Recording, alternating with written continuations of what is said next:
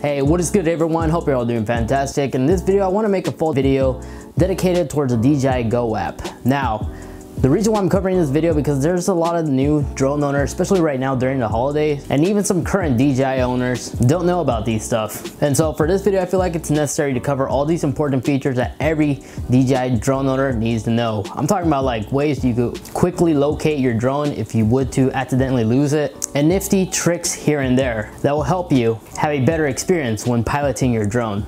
Although for this video we'll be using the Mavic 2, but this still shares very similarities across all the latest DJI drones. So let's go ahead and do this. The first one is screen brightness controls. I don't know about you, but sometimes when I forget to disable the auto brightness control on my phone, during a nice sunny day, my screen will dim down automatically, making it difficult to view the drone's video feed. And fiddling to get the control tab down in order for us to adjust the brightness is painful, especially since the device is already connected to the controller. Well, there's actually a feature that DJI integrated, so we no longer have to deal with this. If you slide from the right side edge of the screen, this shortcut menu will slide over. Here, we not only get the slider for our adjustment to adjust the brightness, we get a few nifty shortcuts, like gimbal up and down to reposition the camera, and a new home point to pin either from the drone's location or your location. Now this next one, let's say you're trying to take the perfect shot,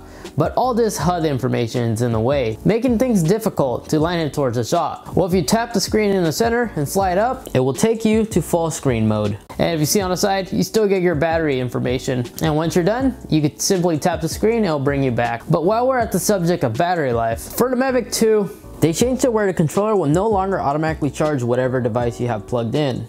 Now it has to be below 40%, and then it will begin charging your plugged in device. But if your controller has more than enough juice, you can overwrite this to allow the controller to charge your phone anyways. To do this, the right hand corner, those three dots, tap on that, hit the little controller icon that kind of looks like a rabbit, and activate the charge mode. That's pretty much it. Now this next one I want to talk about is a really important one, which every DJI drone owner should know, just in case if worse comes to worse, and you would, hopefully not, lose your drone. Well, similar to Find My Phone, DJI has Find My Drone, and this is a very useful feature, which is annoying because it's actually sort of hidden. How you'll find it, it's not on this screen. You have to go to the main menu, and those three lines on the top right hand corner, tap on that and tap on Find My Drone. This will not only show the drone's last known location, but if your drone is still powered on, you can make it play sound, and the LEDs will synchronize with the music it makes or sound it makes, helping you tremendously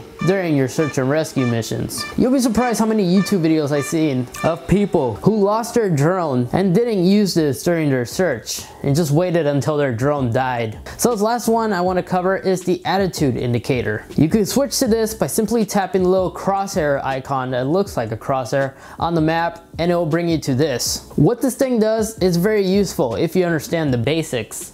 But let's say you're streaming or you're making a video and you don't want to share your location. Well, this replaces the mini map, so you don't have to worry about that. So now you're probably left wondering, how would I be able to use the attitude indicator to fly my drone further out without me losing it? Well, don't worry, because I'm gonna get into that. This is similar to like what you see on airplanes. This keeps track on the drone's horizon. If we fly the drone side to side, the horizon moves along with the drone's body. And the red cone is our drone, and the tip of the arrow shows us what direction our drone is facing. The little green shadow is where the camera is pointing. So if we move our gimbal, it will move with it, showing us which direction the gimbal is pointing from the drone's body. And that little small white arrow that's on the top, it's showing us which direction the controller is pointing. So if we rotate, it rotates with us. And of course, that little circle with the N, that's north. So if you fly out from your landing distance, you'll notice the attitude indicator will get smaller and will show you the home point to fly your drone back.